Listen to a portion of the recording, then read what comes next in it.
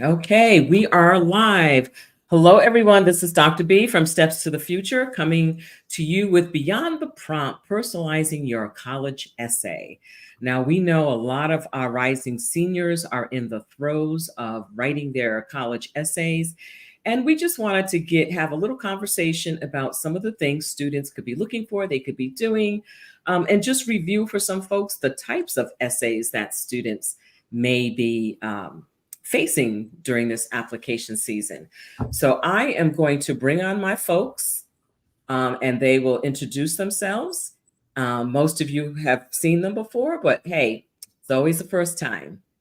So thank you, ladies, for joining. And I am going to ask you to introduce yourself. And I'm going to start as I see you on my screen. So, Angela, you are first. Hello, everyone.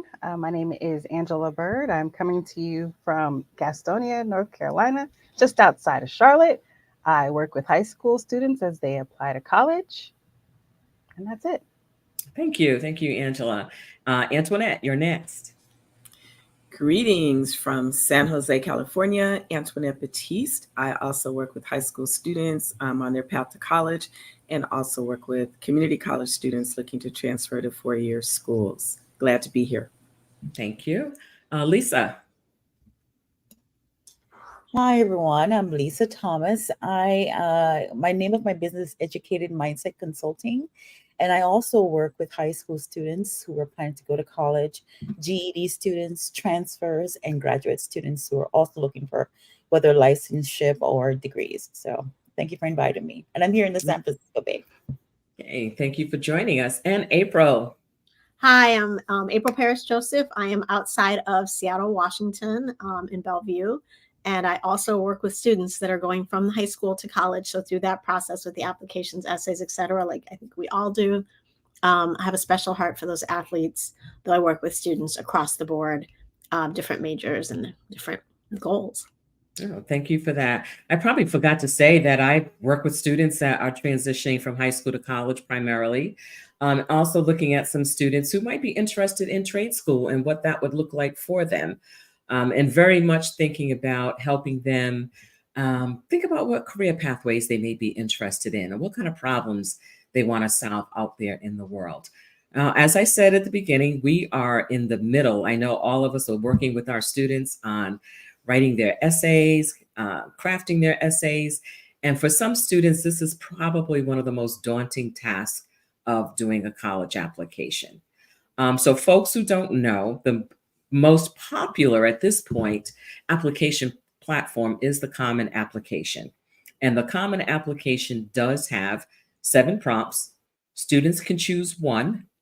They can write up to 650 words. And some kids get really fixated on that word count. So we'll talk a little bit about that. And one of the things that's interesting is that as we talk about this, we'll talk about the different prompts. So for those of you who want to follow along and see what those prompts are, you can go to this URL, or you can just Google Common App prompts and it will come up. So as I said, there are 7 of them. So the first one, I probably should have put these on the screen, but of course I did not get that done. So the first one is, some students have a background, identity, interest, or talent that is so meaningful that they believe their application would be incomplete without it. If this sounds like you, please share your story. So when you're working with your students, what do you tell them about this particular prompt, or how do you help them think about this particular prompt? And I'm going to put it on the screen so we can see it. Let's see. Let's get it up there. Anyone want to talk a little bit about this one?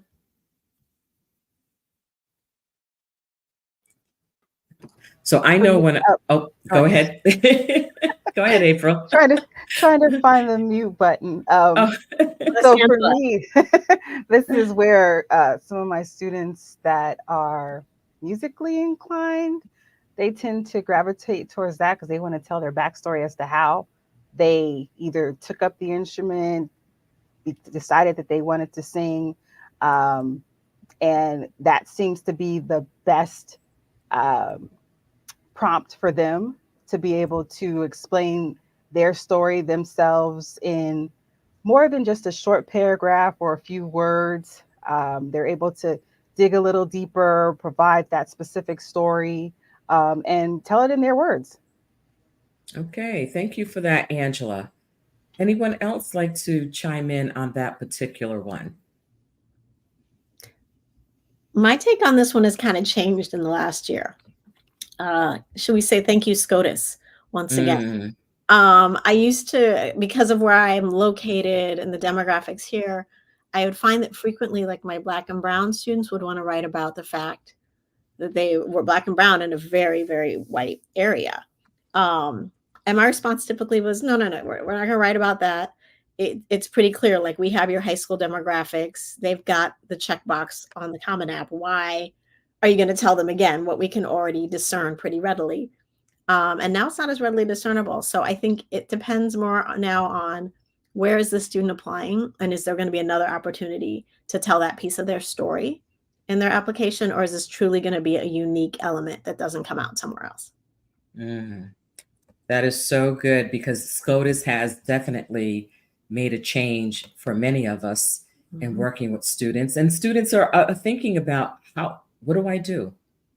Can I even talk about my identity, my racial identity in this? Because they don't fully understand what SCOTUS said. Mhm. Anyone else like to chime in on that one? Go ahead. I heard someone get ready to speak. Yeah, I was looking for the mute as well. Yeah, I think this is a great essay for students who are still thinking about being a woman in STEM, just all Mm, types of identity. Someone who's thinking about being, challenging the idea of playing different sports as a man or a woman or whatever that might look like for them. Um, I think it's a great if students are grappling with identities and who they are, and this is something that's on their minds. I think it's something that I like engaging with the student on these types of essays so they can really think about who they are. If they're an immigrant student, students, especially here in the Bay Area, coming from Mexico or another country, living the experience of being in America, but at home you're mostly something else. That plays on that idea, my DACA students, my dreamers. This is one of those essays that they tend to write about, and they do very well. okay, thank you for that, Lisa. Mhm. That's such a good point to make um, about students, DACA students, and stuff, because of course their identities are very crucial to who they are. All of our identities are. I know all of us, we could all write essays on this particular prompt if we had to. I don't think there's anyone who could not write an essay on this particular prompt, but it is one that we do have a lot of students using. So let's move on to prompt number 2.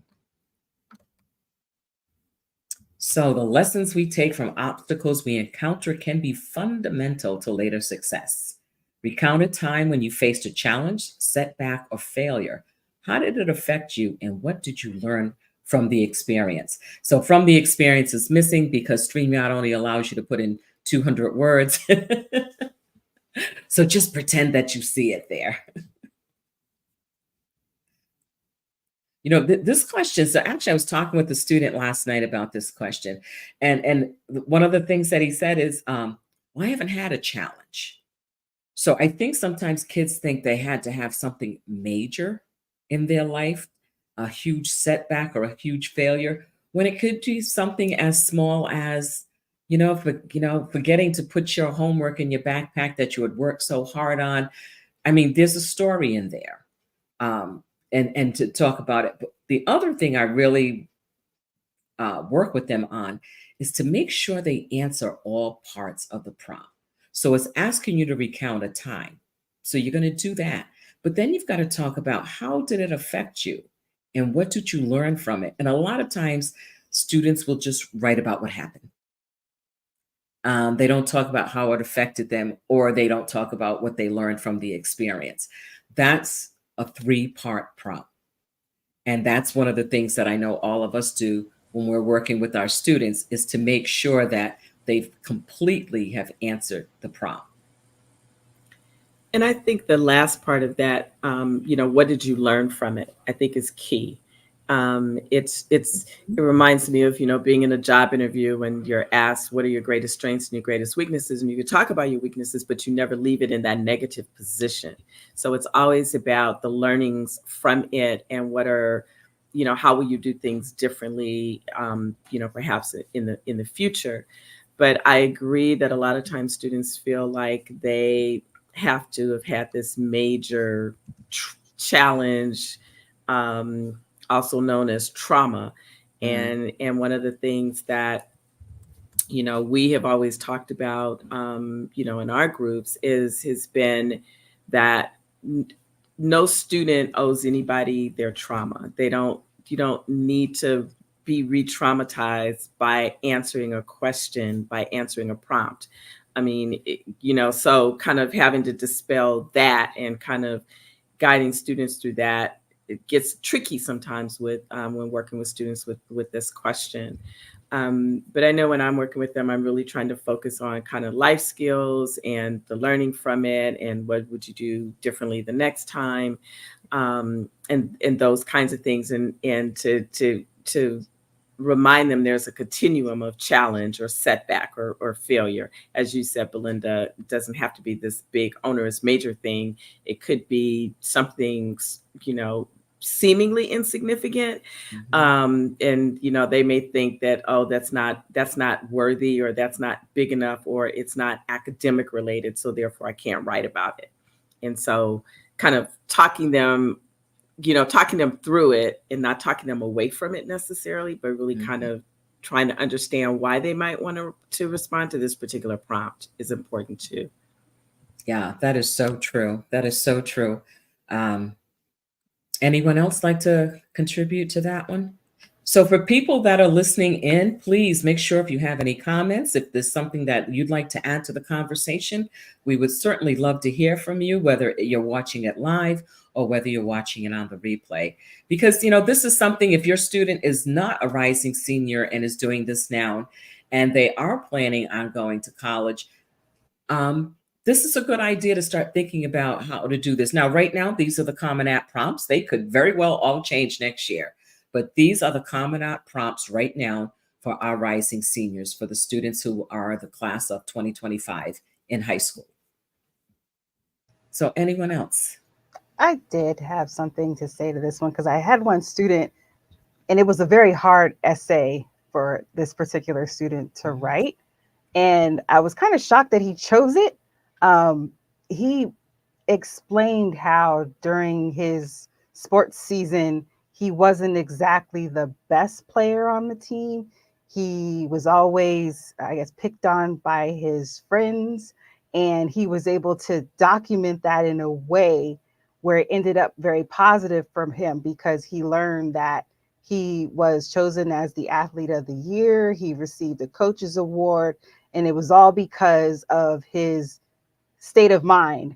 This essay was written like back in 2016, so I'm trying to remember it. I didn't have very many students that chose this particular one, but that one always stuck out to me because it was something that he wanted to let people know about. And that was one of the comments that a couple of the representatives, when they contacted him and he spoke with them, they said they really felt, him through the essay, that he was able to tell the complete story. Because I was like, are you sure you want to tell this? He's like, no, it's going to turn out good.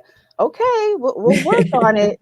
But I mean, it really showed his character, because even I didn't see that. Like, this Exactly. is, I need to dig a little deeper.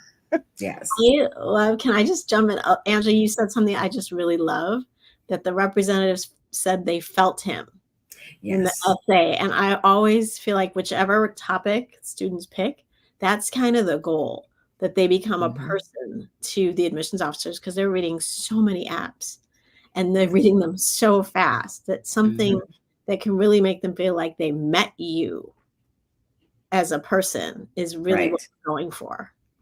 Yes. I always tell my students, I said, think of this as your opportunity to have an interview, but you're not in front of the person. They have your transcript, they have your teacher recommendations, they have all those other documents, but they need to hear your story. So what is it about that, about you, that you want them to know?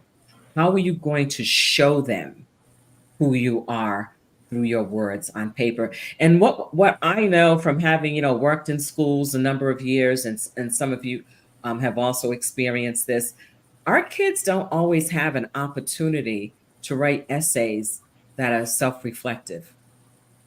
Typically they're writing essays that are analytical, that are research essays, that are persuasive essays, but they're not essays where they're using the word I. And they really freak out about that sometimes because they're just not used to talking about themselves in that way. Yeah, just to tag on a couple of things there. Yeah, that is so true, Belinda. Writing your college essays is not like writing your papers for English, and getting students kind of past that is often a challenge. And I too frame the question to them: what is it that you want the reader to learn about you by reading your response to the prompt? And how, and the kind of the analogy I use, you use in the interview, I think of it as, okay, they have all this other information. What information do you want to communicate through your essay response that will give that admission officer, if they're going into committee and they get to bring forth 100 names of students that they want to see admitted, what can you tell them? What can you share with them about yourself in this essay that they would feel like they know you, that they could go to bat for you and advocate for your admission in that kind of a setting? And so, but it's really hard. And I know when I start off working with students, I actually don't even call it a draft. I don't say your first draft. I call it a free write. And it's like, okay, don't worry about grammar, sentence structure, all of that. Let's just focus on the story, getting the story out. And once we have the elements of the story, we can always kind of fine tune, put the structure and those kinds. And students have a very difficult time getting started with that because they never have that opportunity to really just sit, think, and reflect, as you said. Yeah, that is so true. That is so true. So the third question, and we're going through these because it helps people think about these questions in a way maybe they haven't thought of it before. So in the third question, it says the lessons we take from obstacles we encounter can be fundamental to later success. Recount a time. Oh, didn't I just do this one? Yes. What am I doing? Okay. Sorry, folks. Reflect on something that someone has done for you that made you happy or thankful in a surprising way. How has this gratitude affected or motivated you? So this, out of all of the questions, this is the newest one. This came about I want to say, was it after our first year with COVID? We were still kind of in the throes of COVID. So this is, our gratitude question, which I love to see. So I was talking with a student and she was having a hard time. She was thinking about this. And one of the things that was interesting is as they start writing this one, they forget that it's about them. So they tend to want to talk about the person who did something for them. I said, but they're not applying to college. You are. So make them maybe the first third or even less of your essay. And the rest of the essay has to be about you. Like, what did you do differently because of how this person made you grateful? And what did you learn from that? Like, how did that make you walk different in this world? Anyone want to speak to that particular prompt? I really agree with you. I think it's so easy to make one of this prompt in particular, be about the person that did the nice thing for you. And somebody at some point when I was first starting out gave me this like 1/3, 2/3 rule. So 1/3 of the essay can be about the challenge, or 1/3 of the essay can be about what the person did for you. But the rest of it has to be about what you learned, how you grew, and really letting them know who's going to show up on campus, because that's what they're trying to figure out. Exactly. So it is kind of interesting that this is one of those questions that kids struggle with. So those of you know me that know that when I start a meeting with my students, I always ask them two questions. And one of the questions is, what are you grateful for today? And sometimes they, even though they know they're going to be asked that question, sometimes they struggle with it because it's like, well, is it corny to say I'm grateful for my family? I'm like, no, that's not corny because not everybody can say that. Well, but I feel like I'm always saying that. I said, well, then you're really lucky that you have a family that you can be grateful for every day. But even, just getting folks in the habit of doing that when parents are on the call, they have to answer the question too. And sometimes they stumble a little bit more than their students may. But again, this is one of those questions that, how do I rate this? I can say that I have not had, since this question was introduced, I have not had any of my students answer this question. And I've been kind of curious, a couple think that they'll start, with that, and then they realize that they run out of words very quickly. So then they move to another one. And interestingly enough, the data that Common App presented in a webinar earlier this year showed that only 3% of students answered that question. Yeah. So that says a lot right there. That says a lot right there. So does that say something about our society that we don't know how to talk about being grateful or somebody doing something for us, someone making us happy without it being more about just the person and not what we walk away with as a result of that action? So parents out there, families out there, anyone listening to this on the replay, think about that. How do you respond to gratitude? How do you respond to someone doing something that makes you happy without it being all about them? So just keep that in mind. So question number 5, discuss an accomplishment, event, or realization that sparked a period of personal growth and a new understanding of yourself or others. Again, this is one of those multi-part questions. So we always have to make sure students answer all of the pieces.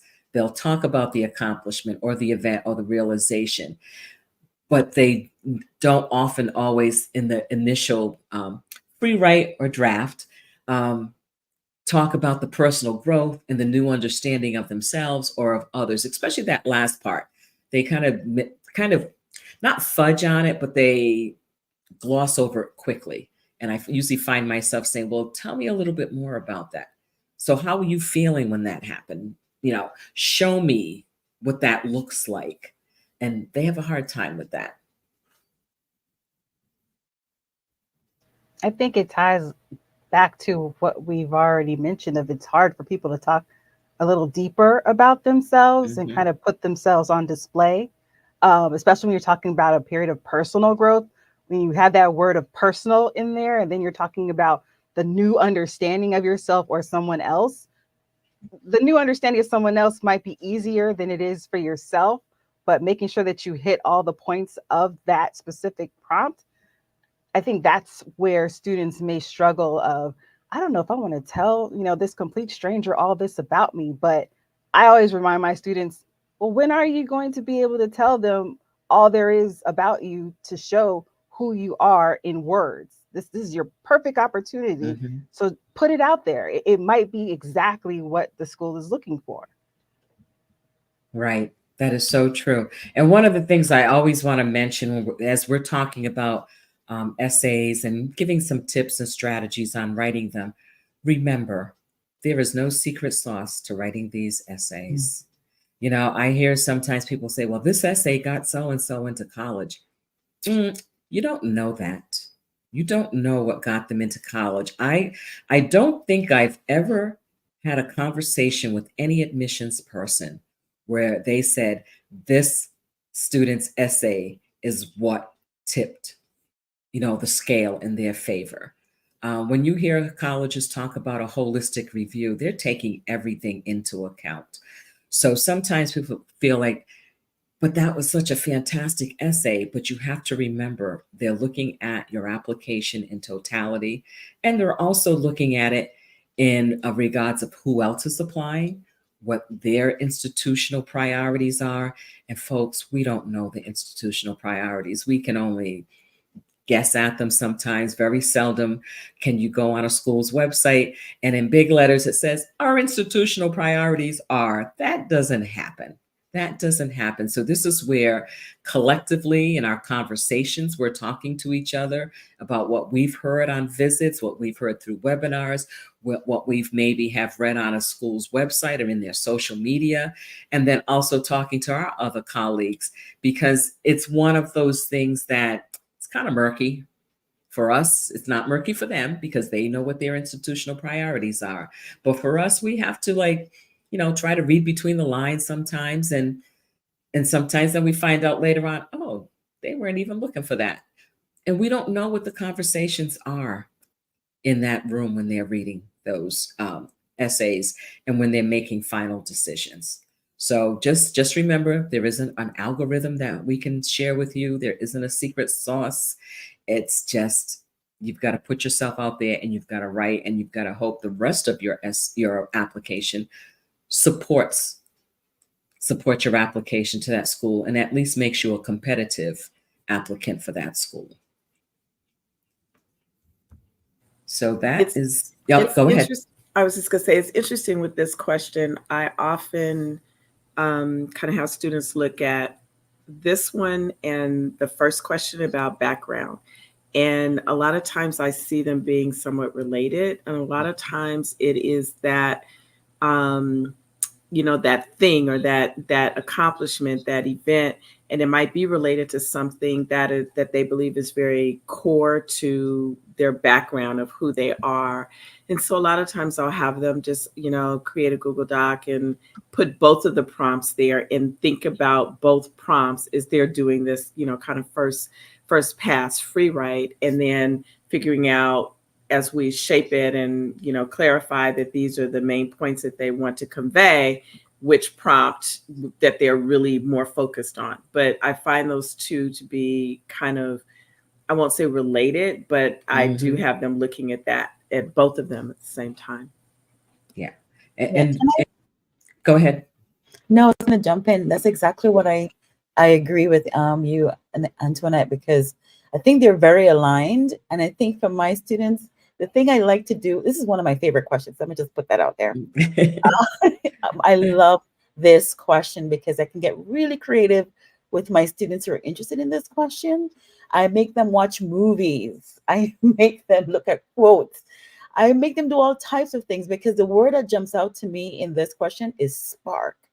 I want to know what sparked that thing that you want to write about. So having them watch a movie about a guy who's from the Central Valley, used to pick fruit with his family, become an astronaut, is one of those things that I want them to be blown away. I said, that was the spark. The moment he saw the first landing on the moon, or the first whatever it was that he saw, he just fell in love with the idea of becoming an astronaut and did so much to get there. So, for students to come alive, I want to know what that spark is. And for me, that's where we start with that question so that we know if this is a good pick for them. Oh, I love that, Lisa. I love that. And sometimes students don't, sometimes in having those conversations, they start to realize, oh, okay, that's what got me interested in this. I have a young student who loves geography and is really focused on knowing the locations of different countries across the world, because he just felt like when somebody's talking about a place, he wanted to be able in his mind place where it is.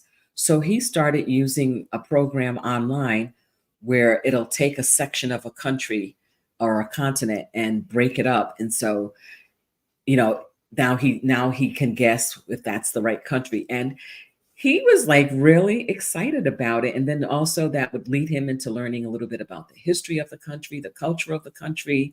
And this is just something that he does because of his interest in how people live in other places. So again, that spark, I really like that, Lisa. Anyone else? So here's the sixth one. So sometimes, sometimes kids like this one too.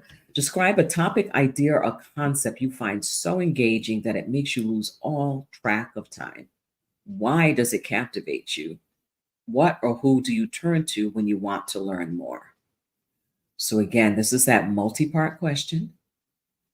And some of our kids, sometimes I have to like pull myself back, because when someone tells me I can get lost and captivated in playing video games, I have to get them to talk more about it, because are you just playing games for the sake of games? What are you learning from the games? Is it strategy? Like, what is it? So in that particular instance, I really have to focus on that part. So why does it captivate you? And if you want to learn more, so when somebody goes, oh, well, I know everything about it. Well, no, you don't.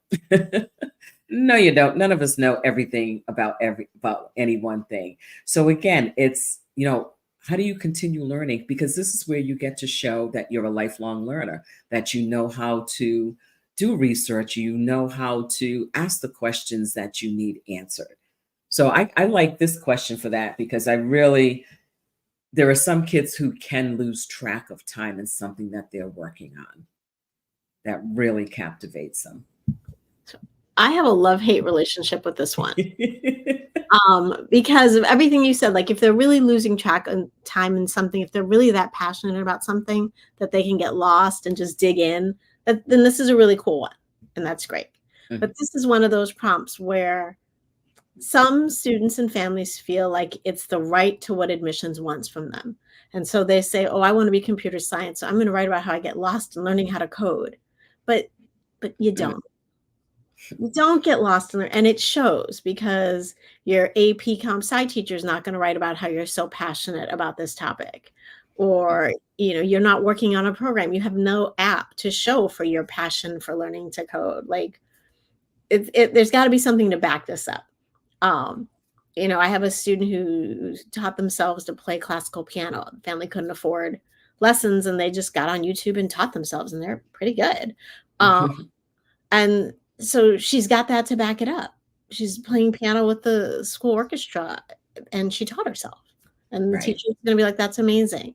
But yeah, so my hate part of this is when the families and students are trying to manipulate it into something, and it's not authentically who they are. Exactly. And you said something, April, that is so important. Students writing essays based on what they think the admission readers want to read. It's not about that, because you could sit there all night long, all day, who knows how long, trying to game the system, saying, oh, is this what they want? And make yourself crazy. And you said it earlier, Belinda, you said we don't know what those institutional priorities are. Mm-hmm. So the thing I always tell families is, you don't know if this is the year they need an oboe player. And you can't go back and be 3 years old and decide to love the oboe. You play football. Like, it's the ship is gone. Just be who you are, and somebody needs you. Right. There's a college that needs you and who you are this year. So just be you, and don't worry about what we don't know anyway. Yeah. And I think just something that you just said, April, there's a college for you. That gets into that whole thing about my dream school, and I can only go to these top 3 schools. And I'm not trying to make fun of kids, but you really have to understand that we've got almost 4,000 colleges in the United States. All the Ivies are not for everybody. They just aren't. And there are a lot of other schools that aren't for everybody. I firmly believe there is a college for everyone, but you've got to be willing to expand your options. You've got to look beyond the names. I was talking with students here in North Carolina, and I mentioned a school, and they go, oh, I've never heard of that. And they're here in the state. And it's not like it was a obscure college, but they just didn't have the name. So one of the things I do now, with anytime I have students looking in North Carolina, I give them the map of the private colleges. We have 36 private colleges and universities, and then we have 16 in the UNC system, to make sure that you can see those names. You can click on the links. You can find out what they have, and you're like, oh, I didn't know about that school. Yeah, so that's part of what we do, is to help them expand their options on what's out there. Yeah, and I think it's interesting, again, going back to the data that Common Application released, they describe, in the pie chart, they describe this question as intellectual curiosity. And so that, how they summed it up, right? And 5% of students completed that particular prompt. Yeah. Yeah. And just talking about those percentages and stuff, when we talk most of the time to admissions people, they don't care which prompt you use. Exactly. They are not sitting there saying, oh, but this is my favorite prompt. Or why? They don't have time to fixate on the prompt. They just want to know who you are through your essay. So really don't get hung up on the prompt, but also think about which prompt will help you tell your story the best. And with that being said, this leads us to the last choice. All else fails, share an essay or on any topic of your choice. It could be one you've already written, one that responds to a different prompt, or one of your own design.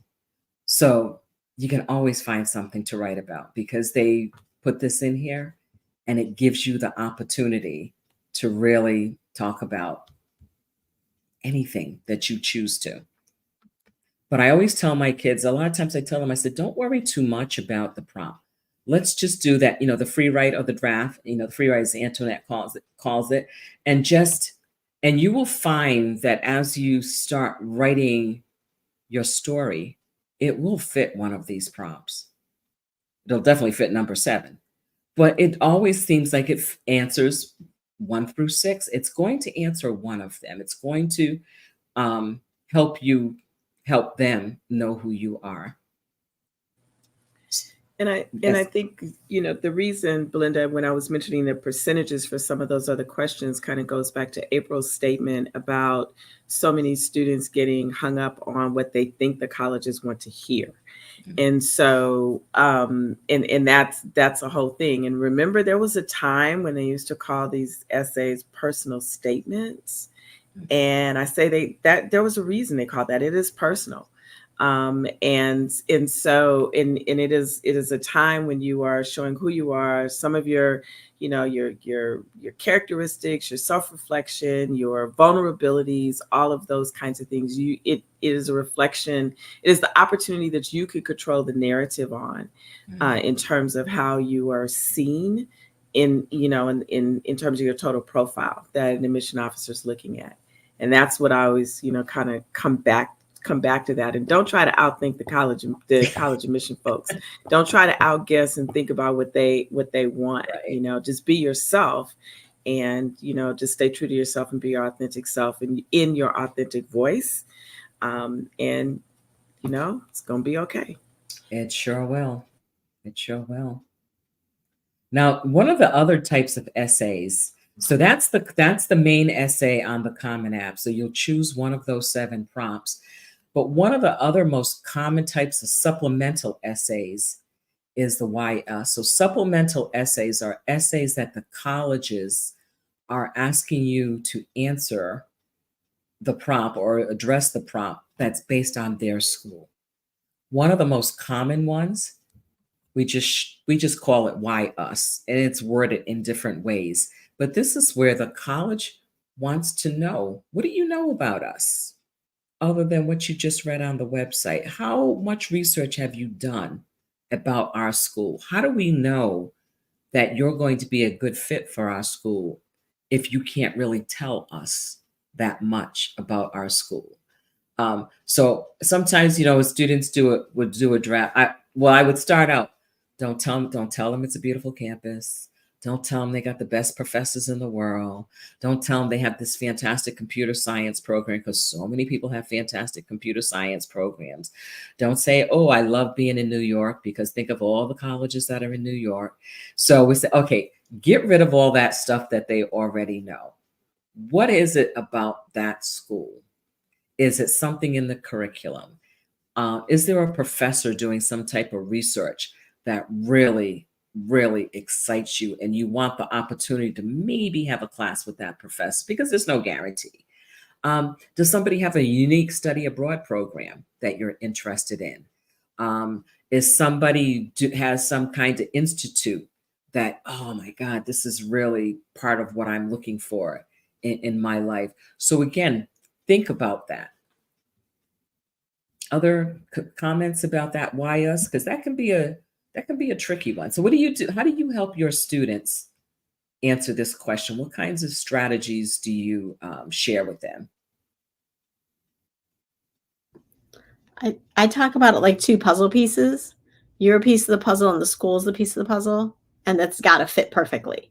So your goal is to convince admissions that you could go nowhere else and be happy and be who you want to be. That's kind of the goal. And it's tricky because you might write 6 of these.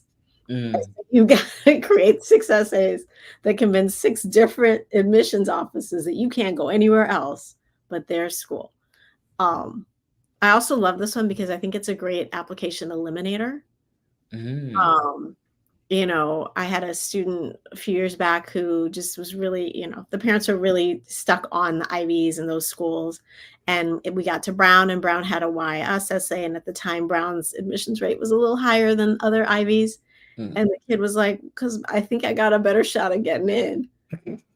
I was like, wow, that's a terrible essay. Yes. And he was like, I agree. I think it's a really bad essay, and maybe I shouldn't be applying to Brown. And so we took it off the list. Or, or just the student discovers they don't like this school. Right. Through this research and this process. So I like the YS essay. I think it's a really good one. I do too. I tell the students a lot of times, if I said, okay, so you don't have to know your exact major, but do you want to study science? Do you want to study chemistry? Do you want to study English? And I said, okay, let's pull up the faculty for that particular department. Is there some faculty member, professor, or assistant professor that's doing some kind of research that really interests you and you want that opportunity to work in the lab with them or maybe do an internship with them? And one student, I said, well, we were looking at the faculty for a particular department. And one of the things the student said was, I don't see anybody in teaching in that department that looks like me. I said, so is that important to you? And the student said, I didn't think it was, but now that we've looked at a few of these, I'm thinking I might like to see at least one person that looks like me. I said, okay, so let's keep that in mind. That shouldn't be your overarching, deal breaker, but let's keep that in mind as we're looking at these. I said, but this is another way to find out, is this a good fit for me? We know, yeah, academically, it's probably a good fit for you, but it's more than the academics. Your professors are the people who are going to be writing your recommendations for grad school. They're the people that you're probably going to be going to office hours with and having those conversations. So again, think about that.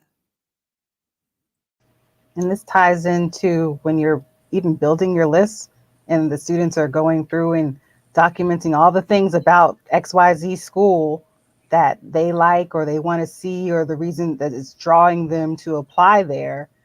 Okay, well, let's document those things. And as we go back and we come across an essay like this, okay, well, let's go back to that list as to, okay, this is why you decided you wanted to attend this school. Let's take out the generic stuff and go a little deeper and make it more of a connection to you. So that's how I usually approach it. If the student doesn't already come with an essay, that's usually how I approach it with my students. Yeah, I always, say research is the key. And what I try to, as we're, doing that list building process, and, of course, I'm having them look at some schools that they may have never heard of that might be good fits for them, to get them away from just the ones that just roll off your tongue. But I tell them that the more time that the more quality time they put in researching up front, it will serve them well, because no matter how it's asked, this question is going to come up and they need to be able to answer that. But I also speak to them about being able to answer this from an empowerment standpoint. because I say, you know, there's all this chatter. You're going to have all these people in your ear. Ooh, why are you applying to that school? And ooh, and so if you've done your research and figured out whether it's, you know, it's the curriculum or the research opportunities or service learning or, you know, connections with the community, all of those things, the more you can articulate that, then, I mean, it's just like, you know, kind of like, you know, water off your back, right? You're not paying attention because, you know, as a student, they know why they are applying to a particular institution. They've identified, they put in the time to figure out why that school is a good fit for them. Mm-hmm. So that's another angle that I always try to, but it really starts with the research. I say, you know, it's like the more you do now, you'll have those answers. And yes, it can be, you know, school eliminating on its own. Right. Just And, not a bad thing. exactly. And a perfect example of that in North Carolina State, they asked the question, explain why you selected the academic program above and why you are interested in studying these at NC State. So at NC State, when students apply, they have to put in major 1 and major 2 because they do admit by major. So you can't just say, I want to do your business program. You've got to be able to explain why you want to do the program and why you want to do it at NC State. So again, they're very specific about what they want. And sometimes, you know, students go, well, you know, it's business. I said, yes, business is one of their most competitive programs. So if you can't articulate what it is about business at NC State that draws you to NC State, then maybe we need to like rethink that a little bit, or you need to do more research, or we need to look at other schools. Well, I mean, we're always looking at other schools, but you really need to pay attention to that. And you can't, you know, again, that, you know, and why do you want to study these at NC State? I tell students sometimes, social media can be your friend.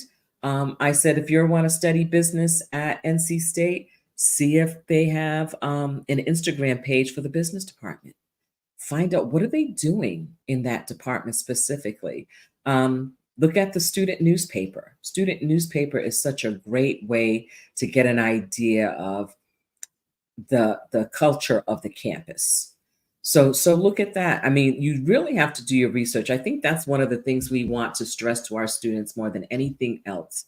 We can suggest schools for you, but you've got to dig down and do the research because you're the one that's going there. We've been there, done that. Now it's your turn, but you've got to know why you want to go to that school. Sometimes when students, you know, I'll look at their Common App and they've added colleges. I'm like, so tell me about that college. What interests you about it? Well, I don't know. I just thought I said, no. You got to be able to tell me why. If you can't tell me why, how are you going to tell the colleges why? I said, you know, I'm the person helping you through this, but you've got to be able to tell me what it is about that school other than its name or where it's located. Even if it's just one program, then tell me about that one program. Tell me why that program is the one that's going to make a difference in your life. So again, those kinds of questions are really important because sometimes, depending upon how much time they have, colleges may pay more attention to that why us question than they do to the personal statement because they need to know who's coming to their school, who would like to come to their school, because they are concerned about enrollment. They have enrollment goals. So yes, they can admit, you know, give acceptance to students, but they need students to pay that down payment and actually enroll. That's the bottom line. Their yield is very important to them. So this is one of the ways that you can help them get you there. I think this question is these types of questions are like a demonstrated interest type of question because you're really articulating your why in such a way that's meaningful to you, even more than the school can imagine. And I'll give you one example. There's a student that she wasn't my student, but I know her and worked closely with her on other things. And she went with her aunt to an NYU orientation when her aunt was going into college. And that little 6-year-old girl heard them say, to come to this school, you need to have straight A's. And she did the tour with her aunt, and no one knew That's the little 6-year-old young lady was recording this information in her mind. And so she got straight A's in elementary school all the way through high school, applied to NYU, and that was her why essay. Because I fell in love with your school from the first time I came, and I decided I was going to be an A student, which she is, and she was. And she made it to NYU, and that was her why. And that kind of interest is something you can't make up, right? It's something that you can't fabricate to just articulate in such a way they're gonna just say, oh yes, this sounds great to us.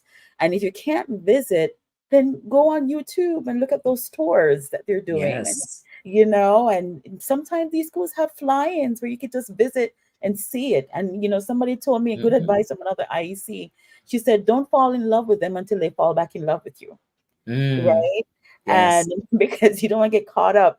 But sometimes you do go to the campus and you enjoyed their food and you enjoyed the dorms or residential halls or whatever they call them nowadays. Speak to that, let it be authentic and organic. Whether you're watching it or you're actually there. Yes. And just keeping in line with that, sometimes it's really important that that a college is reading your essay for particular information. So UT Austin, this is one of their questions. I'm not sure if it's still their question this year, because all, supplemental essays haven't all come out yet.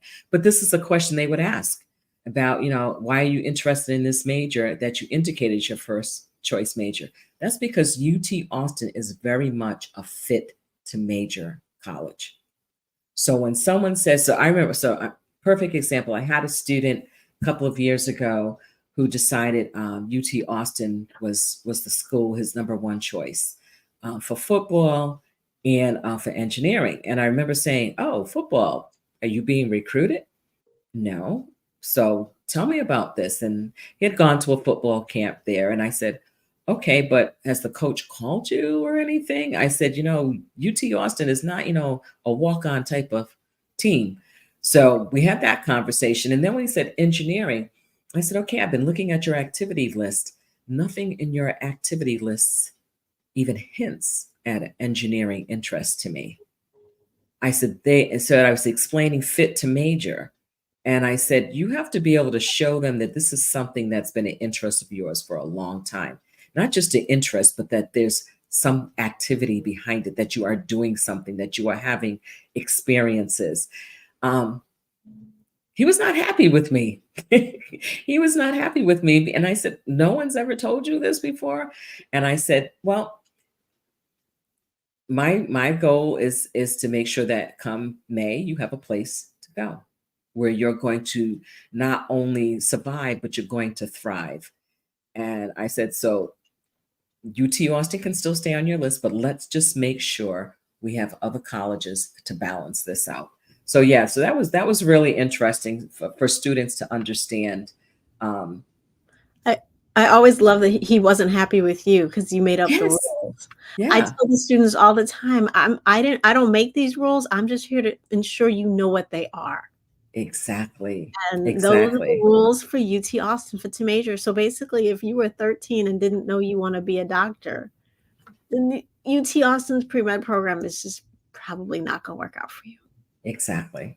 And especially if you're not living in Texas. Let me just put that there. If you don't live in Texas, admission to University of Texas Austin is so hard. Hard. It is. It is. And our kids don't understand that sometimes. I mean, you tell them, you show them the numbers, you show them out of state, in state, and it's like, well, I'm still going to take a shot. I say in so many meetings, can I talk you out of the UC system? Is there any hope that I can talk you out of this before we write the PI? And the kids are like, what? Why? And I'm like, because, Berkeley. Everyone wants Berkeley. And you don't even live in California. Yes. And I actually put this on here as one of the things, if you're applying to the UC system and those personal insight questions, it's 8 questions you've got to answer for. Up to 350 words. So those of you that live on the West Coast who have more students applying to the UCs than So, I've had a couple on the East Coast, but most of my kids don't apply to the UC system. What kind of advice, strategy, tips, advice would you like to give to folks thinking about the UC system? Lisa's the UC queen. I don't think I She am. knows it. I find my biggest struggle I have with students with this is they can't cut the fluff. Mm, And 350 words, first of all, you don't have time for fluff. And the UC system, they have a video on their site and they're very clear. Cut the fluff. So you don't yes. really, you don't think, don't say so. We don't need to say therefore, hence, to which, and forward thinking. What, like, just cut it all out. And don't Right. tell me your flower. This is almost the opposite of the Common App. Don't Right. tell me your beautiful story. Get to the freaking point. Yes. Start at the point and hammer it home, and then you're done. Yeah. They Ditto. can do it. Answer the prompt. Answer the prompt. Yes. Like you have 2 seconds to do it. And the thing is, yeah, I had one student who wrote about a house and used the house as an analogy to describe herself. I said, that's not going to work. For any of these. They want to know who you are and why you want to come to their school, pretty much is what every single prompt is, every PIQ that is. Yes. So yeah, answer the prompt. Ditto to everything April just said. Yeah. And no recommendations at the UCs. Right. Right. So no one is going to tell them that you are kind to your classmates or you're a leader. No one's going to say anything nice about you because they won't listen to it anyway. So you have to get all that out in those essays fast. Yeah. Yes. And one last thing from, at least from me, UCLA, UC Berkeley, and UC Santa Barbara aren't the only schools in the UC system. Think about UC Merced, you can see Bakersfield. Think about, it's a little warm on that side. You're not going to be very close to the beach, but it's still a UC Research One school. Riverside, Irvine, Davis. Pick something Yeah, else than the one big one. I always say don't sleep on Merced. You know, that's just my thing. And it's tricky because a lot of the kids, you know, that are the ELC and they're guaranteed a slot in the UC system, frequently it is Merced, and folks are not happy. But you know, Merced is a great school. There's still a lot of opportunities to do things. So, but what I do tell students about those personal insight questions is utilize the different, use it as an opportunity to show very different sides of yourself. So, you know, your leadership, your creativity, your, you know, where you've struggled, something, you know, that, again, that intellectual curiosity, those kinds of things. So, you know, show all those parts that you can't, you know, show other places. So. Yeah, that's so true. So one of the things I just want to mention before, as we're getting ready to wrap up, is that for students that have not started yet on their essays, I would strongly suggest that you use your summer to start these essays, because when senior year comes and you have to hit the ground running, and now you've got these essays to do, you've got to fill out applications. It's a lot. It really is a lot. I wish there was a magic wand we could all wave to make this less stressful, but there is a certain amount of stress in doing this. It just isn't going to go away. But you can decrease it by chunking out your activities. Do something every day towards getting this done, whether it's filling out portions of your Common App, whether it's writing your personal statement. Right now with the supplemental essays, we're in that funny place right now where a few colleges have confirmed their supplemental essays, but the majority of them have not. And the last thing we want to do is to have any student spend time and energy and brain power writing an essay for a prompt that no longer exists. So as they come out, I know we're all working with students as prompts are coming out. We're keeping tabs on those. We're using our resources that have databases on the supplemental essays. And what's probably typically happens is the Common App closes their platform for a couple of days at the end of July and then reopen August 1st. And a lot of times that's when some colleges will let us know what their supplemental essays are. So be patient. So if you are on a school's website and you're looking at supplemental essays, make sure they're the essays for your class. Make sure they're not last year's essays because they sometimes do change. Any other parting words to folks?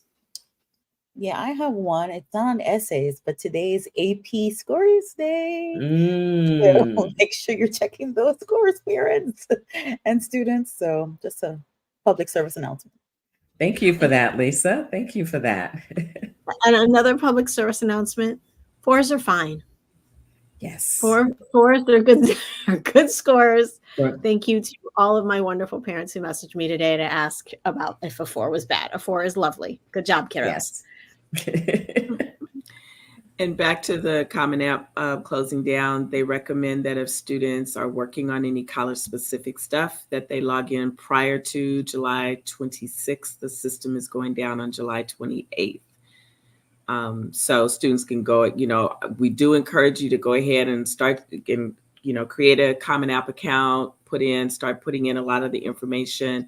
It's okay to hold off on the school specific information because the last thing you want to do is either start working on stuff, as Belinda said, that's old, or have it not roll over on August 1st.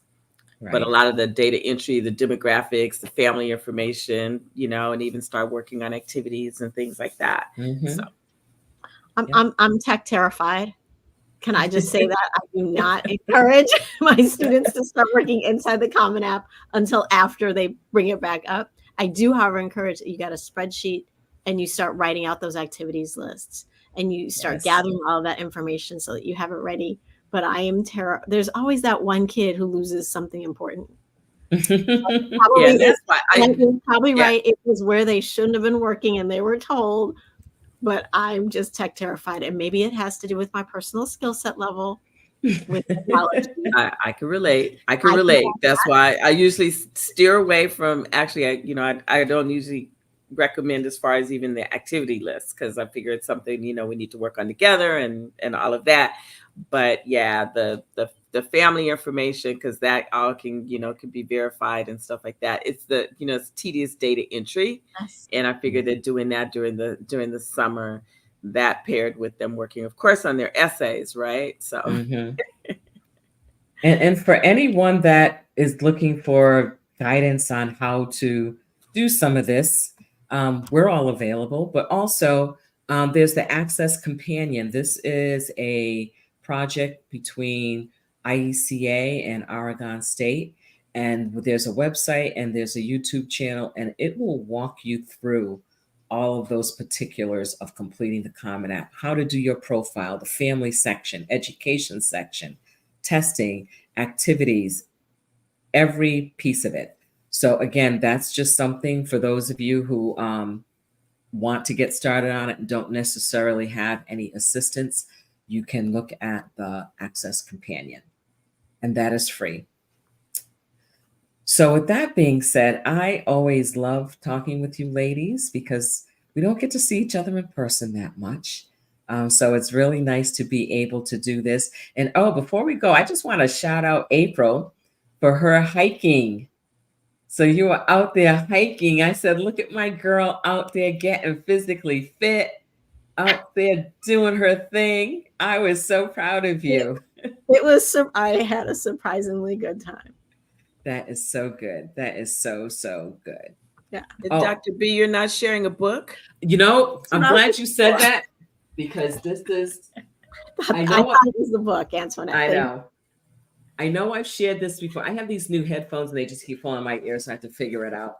So this book, I know I've talked about it before, but I actually have started reading it now. It's called Unmasking AI, My Mission to Protect What is Human in a World of Machines by Joy Buolamwini.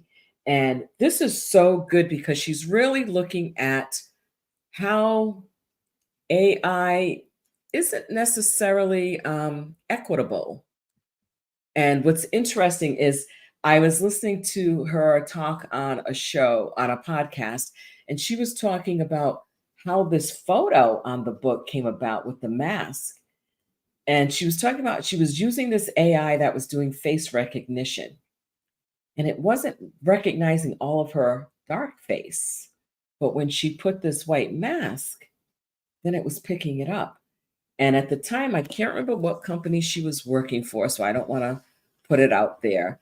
But it was one of the big companies, and she's letting them know, hey, you got a problem here with this AI. You need to make sure that, especially we're seeing more and more companies, businesses, law enforcement using facial recognition. They need to be able to get it right. So her work is all around getting it right. So if you have an opportunity, check out her book or just Google her name.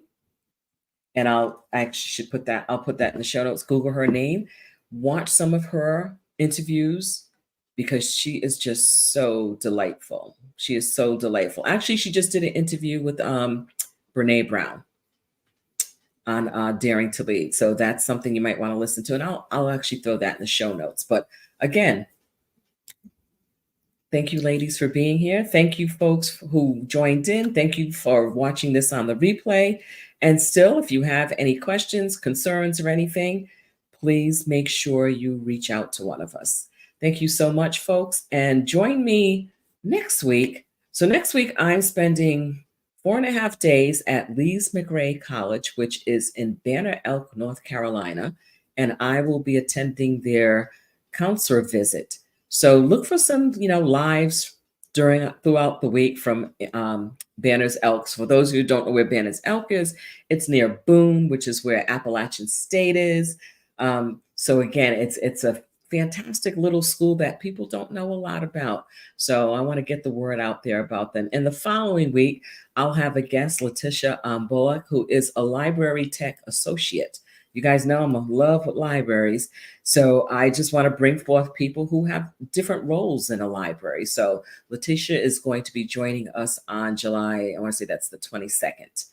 So take care, everyone, and have a great summer. And please try to stay cool in this ridiculous heat. And for all my friends that are out there in Texas dealing with this Hurricane Beryl, I'm just wishing you luck in getting through all of this and hoping everybody stays in one piece. So take care, everyone, and see you soon.